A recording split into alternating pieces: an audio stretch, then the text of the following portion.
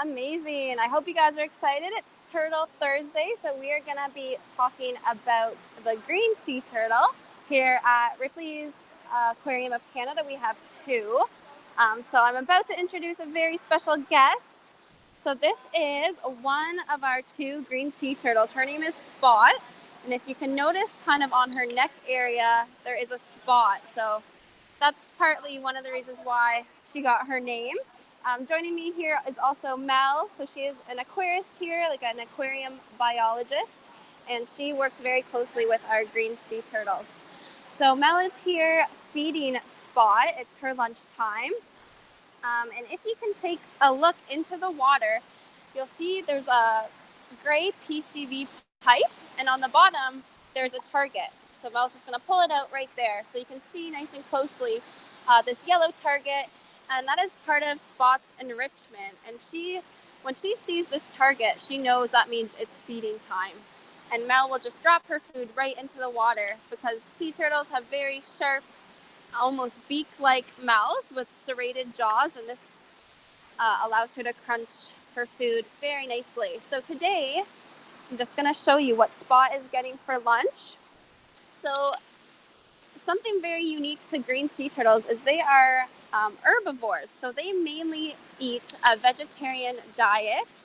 So in the wild, they would eat things like algae and seagrass, mainly when they're adults. When they're young, they still do eat a little bit of animals like crustaceans and worms and things like that. So they're more omnivores when they're young, and then they are herbivores as they grow older. So here we have some romaine lettuce that Spot will eat, and it looks like she's also getting some sweet potato, some carrots, green pepper, and then like I said, she does get a little bit of fish there, so there's capelin in there as well. Because Spot, we think, is about 20 years old, so that's pretty young for a green sea turtle because they can live up to 80 years old. They're very, very long-lived creatures. Now, the green sea turtle, there are 7 species of sea turtle. The green sea turtle is the second largest. The first one is the leatherback, and they can grow to 1 meter long and weigh anywhere from 250 to 400 pounds.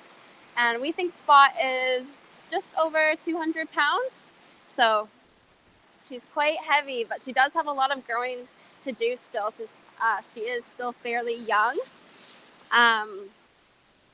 And now, so the green sea turtle, a lot of people think they're called this because of the color of their shell. Their shell is also called a carapace, the fancy word for saying shell. But if you take a look at her shell, it's all sorts of colors, different browns and grays. They can sometimes be black and have different patterns. So it's not the color of the shell that they get their name, but it's actually the color of their fat. So underneath her shell, they have a greenish colored fat, and that's why the green sea turtle is called green. And that's most likely partly due to their herbivorous diet. So they're eating lots of seagrass and algae, things that are green. What else? So we have our 2 green sea turtles here, are female, and you might be wondering how we can tell the difference between the females and the males. So some things to look out for. You'll see they have a little tail at the back. So on a male sea turtle, this tail is a lot longer. You'll see, if you can see there, Spot has a short little tail, but on the males, they have a much longer tail. And on their front flippers, the males, they do have a little claw, if you can see where I'm pointing here. But again, on the males, that will be a lot more pronounced or a lot bigger. So those are some ways we can tell. And the male sea turtle actually, unlike the female, they never leave the water. So sea turtles are related to land turtles, but they completely live in the water unless it's the breeding season. So the females do, in the wild, they come up onto beaches to lay eggs since they are a reptile. Now, this usually happens at night, and females will walk up onto the beaches, and sometimes they swim great lengths to go return to the beaches where they were born to lay their eggs. And they use their hind flippers, so her flippers at the back, she uses those to dig a nest, and sometimes it can be about 1 meter deep, and then she'll lay up to about 100 eggs, and this is called a clutch.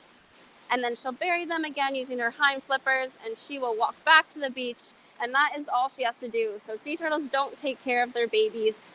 And about 60 days later, after the eggs have incubated on the beach, those little hatchlings will have to find their way out and move to the water.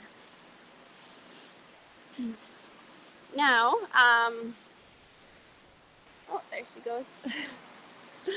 So the green sea turtle, and actually most green sea turtles, unfortunately are a little bit endangered in the wild. So they're on the endangered list, and there is a few different reasons for that.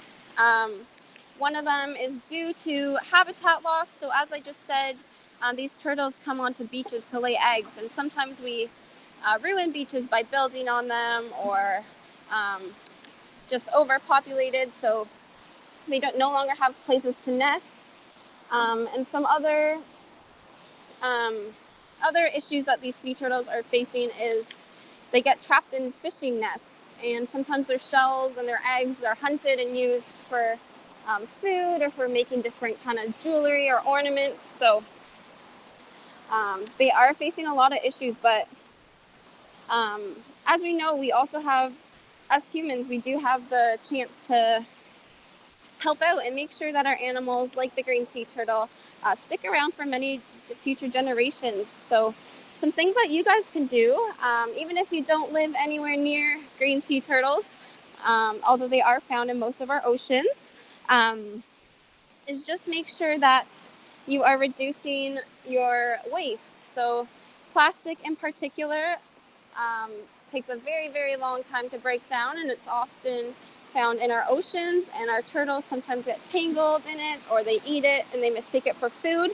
So once you have some waste, just make sure you put it in the right bin. You're recycling, or remember those 3 R's that I'm sure you all know: reduce, reuse, recycle. So just keep those types of things in mind, so we make sure that our sea turtles are nice and protected. So as we see here, Spot has a big appetite. She's just getting some fish now.